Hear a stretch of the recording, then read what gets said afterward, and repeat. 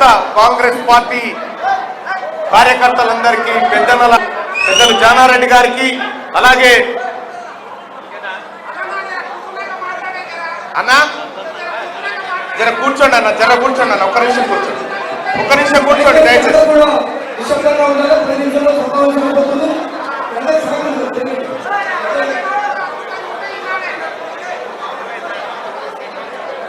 అలాగే పేర్లు ఆలస్యమవుతున్నాయి దయచేసి క్షమించండి వేదిక మీద ఉన్నటువంటి మా అన్న తమ్ములకు కాంగ్రెస్ పార్టీ అగ్రనాయకులకు అందరికీ పేరు పేరున నమస్కారం తెలియజేస్తూ సోదరులారా ఇవాళ ఈ వేదిక నుంచి నేను ఒకటే ఒక మాట చెప్తా ఉన్నా ఈ ఉమ్మడి నల్గొండ జిల్లాలో 2 పార్లమెంట్ సెగ్మెంట్లు ఉంటే ఈ నల్గొండ జిల్లా పార్లమెంట్ సెగ్మెంట్ లో తీన్మార్ మల్లన్న టీం సర్వే చేసింది 3.5 లక్షల మెజార్టీతో రగన్న పార్లమెంట్ 3.5 లక్షల మెజార్టీతో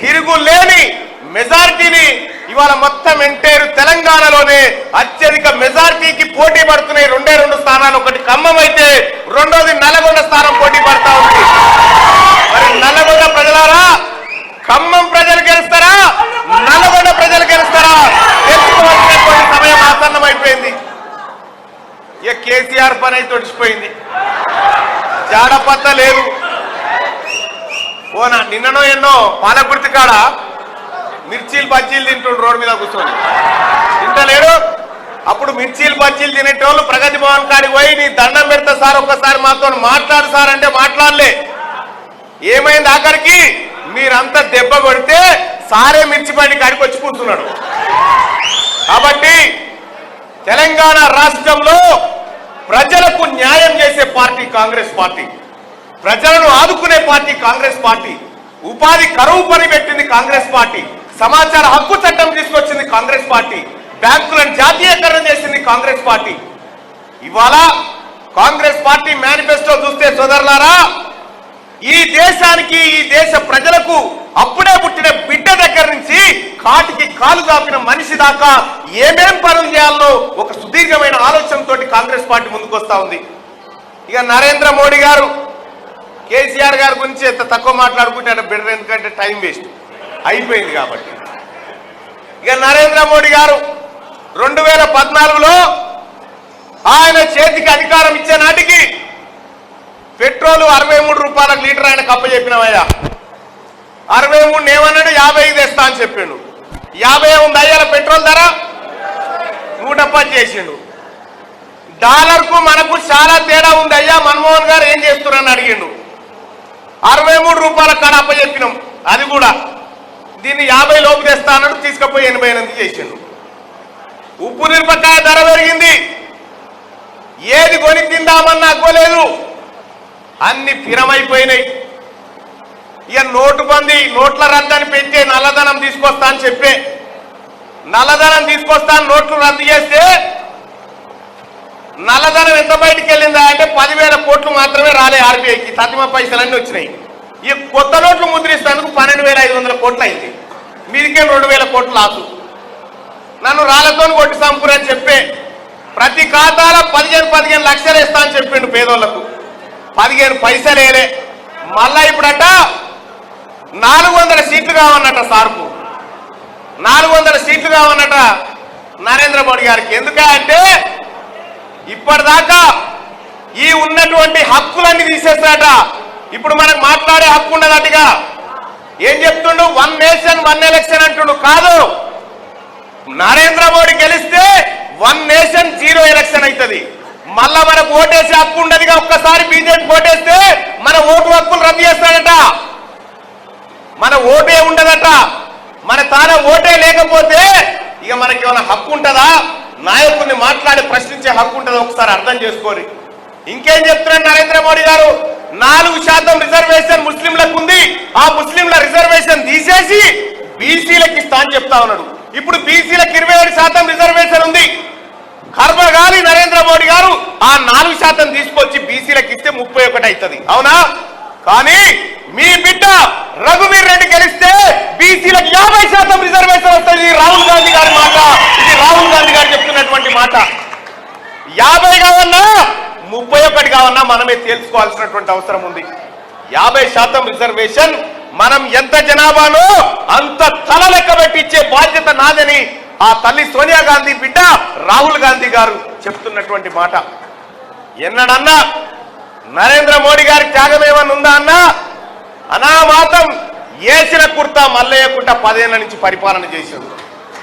ఏసిన కుర్తా మల్లయ్యనే ప్రజలను బిచ్చగాలని చేసిండు. కరోనా వస్తే లక్షలాది మంది బిడ్డలు రోడ్డు మీద పడి చచ్చిపోతా ఉంటే కనీసం దావకాళ్ళు పెట్టి ఈ పేద వర్గాలను ఆదుకోవాలన్న ఆలోచన చేయలే నరేంద్ర మోడీ గారు. ఆయనకు ఒకటి కావాలి, ఏంది? రాజ్యాంగాన్ని రద్దు చేయాలి. రాజ్యాంగాన్ని రద్దు చేయాలి. రాజ్యాంగం అంటే ఏంది?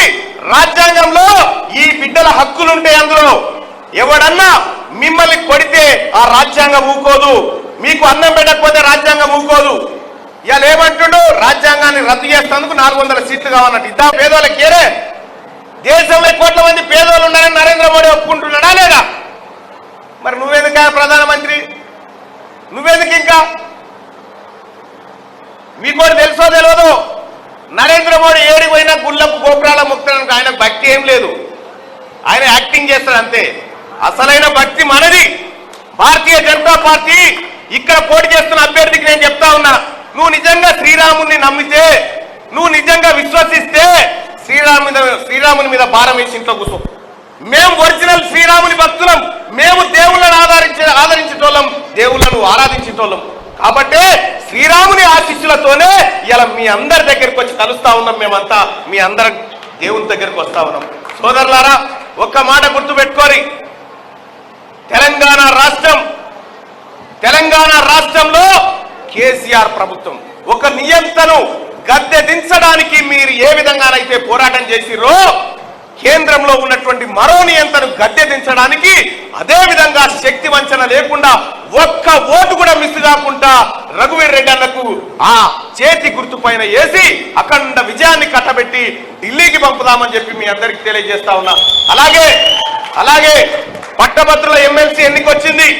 మీ అందరికీ తెలుసు, పోయినసారి పట్టభద్రుల ఎమ్మెల్సీ ఎన్నికల్లో ఇండిపెండెంట్ అభ్యర్థిగా పోటీ చేస్తే ఆ రోజు నా పైన పెద్దలు జానారెడ్డి గారి ఆశీస్సులు ఉన్నాయి, ఆ రోజు రామరెడ్డి దామోదర్ రెడ్డి గారి ఆశీస్సులు ఉన్నాయి, రమేష్ రెడ్డి గారి ఆశీస్సులు ఉన్నాయి. అందరి ఆశీస్సులు ఉండే పట్టుకనే నేను ఆ దుర్మార్గమైన కేసీఆర్ ను ఎదుర్కోగలిగిన.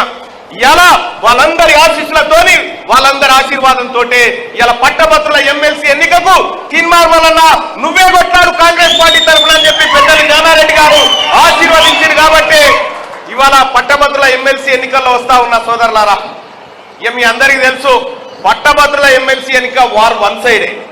కనీసం అభ్యర్థి కూడా ఆ కారు పార్టీ వాళ్ళకి దొరుకుతుంది. నువ్వు నిలబడా అంటే నేను నిలబడా సార్, ఈసారి ఎట్లయినా ఓడిపోతాం, మల్లన్న గెలుస్తానని చెప్తా ఉన్నాడ.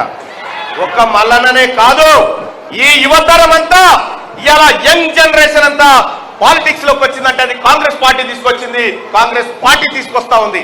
దయచేసి రాబోయేటువంటి పార్లమెంట్ ఎన్నికల్లో రఘువీర్ అన్నకు, అలాగే పట్టభద్రుల ఎమ్మెల్సీ ఎన్నికల్లో మీ తమ్ముడు తీన్మార్ మల్లన్నకు ఓటేయాల్సిందిగా మీ అందరికీ తెలియజేస్తా ఉన్నా.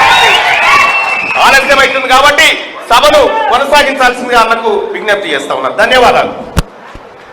నల్లగొండ పార్లమెంట్ కాంగ్రెస్ పార్టీ అభ్యర్థి